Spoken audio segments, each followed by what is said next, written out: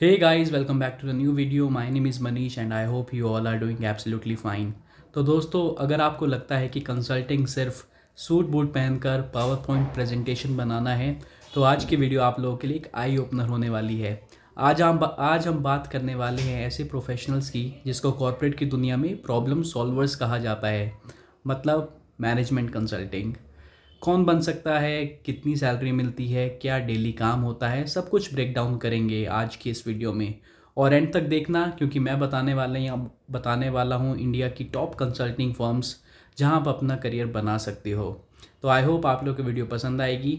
Video शुरू करने से पहले अगर आपने मेरे चैनल को सब्सक्राइब नहीं किया है तो प्लीज़ मेरे चैनल को सब्सक्राइब करें, वीडियो को लाइक करें और वीडियो को अपने दोस्तों के साथ शेयर करें। तो चलिए इस वीडियो को शुरू करते हैं।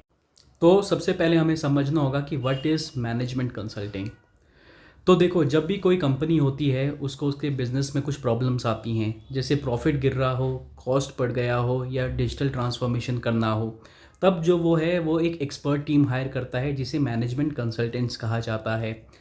ये जो कंसल्टेंट्स होते हैं ये कंपनी के डेटा को एनालाइज करते हैं, स्ट्रैटेजीज बनाते हैं, पर्सनलाइज इंटरव्यू कंडक्ट करते हैं हर टीम के लिए और सजेस्ट करते हैं कि आपको आपका बिजनेस कैसे बेटर चलाया जा सकता है, जिससे आपके जो करंट जो आपकी प्रॉब्लम्स हैं वो कम हो जाए और आपका जो रोड मैप है फ्यूचर का उसको एक प्रॉफिटेबल वे पे आप चला पाओ। मतलब सिंपल शब्द में बोलूँ तो they are doctors of business. Problem को डायग्नोज करो, सोल्यूशन दो और एग्जीक्यूशन में मदद करो। एग्जीक्यूशन वो लोग नहीं करते हैं, वो सिर्फ एक रोड मैप आपको बना के दे देते हैं। एग्जीक्यूशन आपको किसी भी कंपनी से करानी है, वो फाइनल डिसीजन लाया करता है जो क्लाइंट कंपनी होती है उसके मैनेजमेंट के ऊपर कि वो किसको देना चाहेंगे ये काम। अब देखो, हमने समझ लिया कि मैनेजमेंट कंसल्टिंग होता क्या है। मैंने आपको बताया वो है प्रॉब्लम को डायग्नोज करना, एनालाइज करना, उसका सल्यूशन बताना और एक रोड मैप प्रोवाइड करके देना कि क्या रोड मैप हो सकता है आपकी कंपनी के लिए अगले 4-5 सालों का रोड मैप। अब बात करते हैं कि जो मैनेजमेंट कंसल्टिंग की बैकबोन होते हैं, जो कंसल्टेंट्स होते हैं, वो एक्चुअली में क्या करते हैं। तो देखो, जो कंसल्टेंट्स हैं उनका जो डेली वर्क होता है वो प्रोजेक्ट के काम के ऊपर डिपेंड करता है, लेकिन टिपिकली अगर मुझे कंसल्टेंट के काम को डिवाइड करना हो तो 4-5 पॉइंट्स में मैं आपको बता सकता हूँ। सबसे पहला होता है सुबह सुबह उनकी क्लाइंट के साथ मीटिंग होती है, उनकी प्रॉब्लम को समझना। फिर होता है data analysis, excel, power point, dashboard, reports, सब कुछ ये यूज़ होती हैं। फिर प्रेजेंटेशन तैयार करके देनी होती है।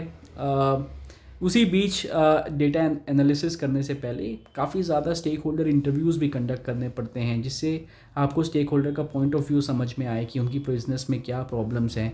फिर उनसे आप एक डेटा लेते हो। प्रोजेक्ट शुरू होने से पहले आपको इन्फॉर्मेशन रिक्वेस्ट लिस्ट भेजनी पड़ती है कि आपको क्या क्या इन्फॉर्मेशन चाहिए क्लाइंट के से, कोई डॉक्यूमेंटेशन आपको चाहिए, तो ये सब करना पड़ता है। फिर सबसे एंड में जो डिलीवरेबल होता है वो एक प्रेजेंटेशन होता है, पावर पॉइंट प्रेजेंटेशन। उसमें आपको पूरा सोल्यूशन, पूरी अपनी एनालिसिस, सब कुछ दिखानी पड़ती है। और कभी कभी अगर आप कोर कंसल्टिंग में काम कर रहे हो तो आपका ट्रैवलिंग बहुत ज़्यादा होती है। कभी कभी आपको ऑन साइट ट्रैवल भी करना पड़ता है, लेकिन जैसे कि क्लाइंट के ऑफिस को विज़िट करना, वर्कशॉप्स लेने के लिए जाना पड़ता है।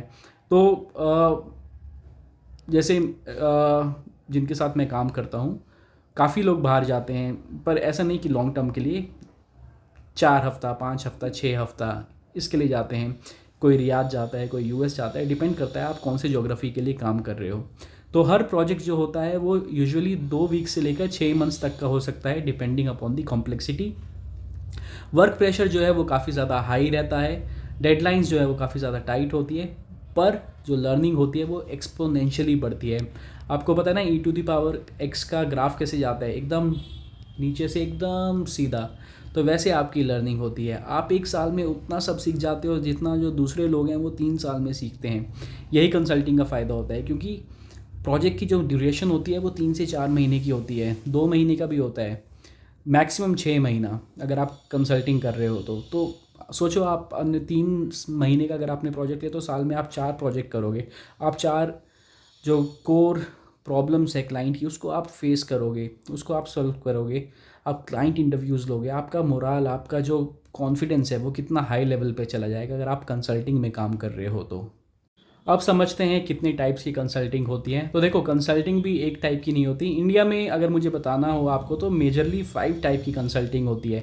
सबसे पहली होती है स्ट्रैटेजी कंसल्टिंग। इसमें आपको लॉन्ग टर्म विजन और ग्रोथ प्लान्स जो है बनाने पड़ते हैं। कौन सी कंपनी स्ट्रैटेजी कंसल्टिंग के लिए फेमस है? वो है मैकेंजी, बीसीजी, बेन, जिसको एमबीबी भी बोला जाता है। ये टॉप 3 कंसल्टिंग कंपनीज़ है और ये मेरी ड्रीम कंपनीज़ भी हैं। इनमें कंसल्टिंग करने का मौका मिले तो मतलब लाइफ बन जाए। दूसरा होता है टेक्नोलॉजी कंसल्टिंग, जिसमें आप डिजिटल ट्रांसफॉर्मेशन, क्लाउड, एआई के प्रोजेक्ट्स करते हो। कौन सी कंपनीज़ ये सर्विसेज प्रोवाइड करती हैं? ये मोस्टली जो बिग फोर्स हैं, ईवाई हो गया, डेलॉइट हो गया, केपीएमजी हो गया, और एक्सेंचर कंसल्टिंग जो है ये सब कुछ प्रोवाइड करता है। फिर तीसरा आता है ऑपरेशन कंसल्टिंग। इसमें process improvement, supply chain optimization, ये सब होता है। हालांकि सारी कंसल्टिंग कंपनीज जो मैंने बोला ऊपर ये सब करती हैं, लेकिन फेमस जो हैं ऑपरेशन कंसल्टिंग के लिए वो है केपीएमजी और ईवाई। दूसरा होता है HR and people management consulting. इसमें hiring, organisation structure, performance management, ये सब होता है। जो लास्ट टाइप की कंसल्टिंग होती है वो फाइनेंशियल एडवाइजरी कंसल्टिंग। इसमें मर्जर्स एंड एक्विजिशंस, वैल्यूएशन, ये सब कुछ करना पड़ता है। ये मोस्टली बिग फोर्स करती हैं, ईवाई, डेलॉइट, पीडब्ल्यूसी और केपीएमजी। आप अपने इंटरेस्ट से डिसाइड कर सकते हो कि आपको कहाँ पसंद है काम करना, या टेक पसंद है, या स्ट्रैटेजी पसंद है, फाइनेंशियल कंसल्टिंग पसंद है। उस तरह उसको नज़र रखते हुए आप इन कंपनीज़ की जो हायरिंग पेज है उसमें आप जाके देख सकते हैं कि कौन किस में निकली है वैकेंसी, और आप अकॉर्डिंगली अप्लाई भी कर सकते हो। अब बात करते हैं कि सैलरी एंड करियर ग्रोथ क्या रह सकती है आपकी कंसल्टिंग में। सबसे ज़्यादा इंटरेस्टिंग पार्ट है पैसा। पैसा तो कंसल्टिंग इंडस्ट्री जो है वो सैलरी मोस्टली डिपेंड करती है कि आप कौन से फर्म में काम कर रहे हो और आप किस रोल पे हो।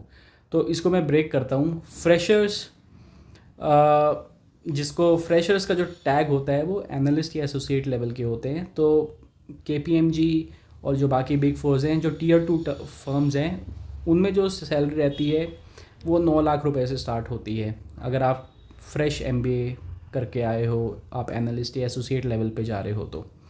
अगर आप टॉप कंपनी से एमबीए हायर हो और आपको companies like BCG, Bain, McKinsey hire कर रही है, तो आपका जो स्टार्टिंग सैलरी रहती है वो 20 एलपीए के आसपास रहती है, और कहीं कहीं ये 35 से 40 एलपीए भी ऑफ़र करते हैं। तीसरा है मैनेजर लेवल पे अगर आप जाते हो, अगर एज एन एक्सपीरियंस प्रोफेशनल आप जाते हो, तो आप 30 से लेकर 60 एलपीए के बीच में कमाओगे। उसके बाद आता है पार्टनर लेवल। अगर आप पार्टनर लेवल पे अगर पहुंच जाते हो तो आपकी जो सैलरी है वो 1 CR प्लस ईजिली हो जाएगी। और इसी सैलरी नहीं होती है, कंसल्टेंट के पास होता है exposure, business travel, high and clients और स्ट्रॉन्ग नेटवर्क। अब बात करते हैं कि टॉप कंसल्टिंग फर्म्स जिसको आपको टारगेट करना चाहिए, किन में आपको काम करना चाहिए जिससे आपका करियर जो है वो एक्सपोनेंशियली ग्रो करेगा।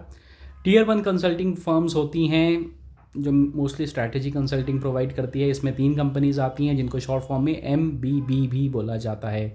MBB, M stands for McKinsey and company, B stands for Boston consulting group BCG, and the last B stands for Bain and company. तो ये एकदम टॉप क्रीम लेवल की कंपनीज़ हैं। अब आता है टीयर 2 कंपनीज़, जिसको big 4 plus consulting, tech consulting में आप गिन सकते हो। तो इसमें डेलॉइट आता है, अर्नस्ट एंड यंग आता है, ईवाई जिसको बोला जाता है, PwC आता है, प्राइस वाटर हाउस कूपर, फिर आता है KPMG, एंड देन आता है एक्सेंचर कंसल्टिंग। जो इंडियन आईटी फर्म्स हैं वो भी कंसल्टिंग प्रोवाइड करती हैं, जैसे TCS भी करती है, इन्फोसिस भी करती है, लेकिन काफ़ी लो लेवल की कंसल्टिंग प्रोवाइड करती है। जो भी जिस क्लाइंट का बजट कम होगा, जो टीयर 1 और टीयर 2 कंपनीज़ को हायर नहीं कर पाएगी, फिर ये इन कंपनीज़ के पास जाती हैं अपनी प्रॉब्लम्स लेके। इन कंपनीज़ में जो है वो थोड़ा एंट्री मुश्किल रहती है, लेकिन अगर आप एक बार घुस गए तो आपको काफ़ी एक्सपोनेंशियल लर्निंग, काफ़ी ग्रोथ, रिस्पेक्ट और एक स्टैचर होगा आपके पास कि आप एक अच्छी कंपनी में काम कर रहे हो। आपका रिज्यूमे जो है उसको कोई भी साइडलाइन नहीं कर पाएगा अगर आप इन कंपनीज़ में काम कर रहे हो तो। अब बात करते हैं how to become a consultant in this companies. अगर आपको लगता है कि आप कंसल्टिंग के लिए तैयार हो या करियर आपके लिए है, तो ये रोड मैप फॉलो करो। सबसे पहले जो है आपको एक प्रॉब्लम सॉल्विंग स्किल्स डेवलप करनी पड़ेंगी, केस स्टडीज़ बहुत सारी प्रैक्टिस करनी पड़ेगी। केस स्टडीज़ प्रैक्टिस करने के लिए मैं आपको एक बता देता हूँ, crack the case by Victor Cheng. उसको आप रेफ़र कर सकते हो, काफ़ी ज़्यादा हेल्प होगी आपकी, काफ़ी ज़्यादा यूनिक पर्सपेक्टिव और यूनिक केसेस मिलेंगे आपको सॉल्व करने के लिए। दूसरा है आपको एक्सेल लर्न करनी पड़ेगी, पावर पॉइंट सीखनी पड़ेगी और डेटा एनालिटिक्स के बेसिक सीखने पड़ेंगे। तीसरा है नेटवर्किंग, लिंक्डइन पे कंसल्टेंट के साथ कनेक्ट करो, उनसे बात करने की कोशिश करो, उनसे रेफरल लो। अगला है अगर आपने एमबीए नहीं की है तो प्लीज़ टारगेट एमबीए या इंटरनली मूव करने की कोशिश करो।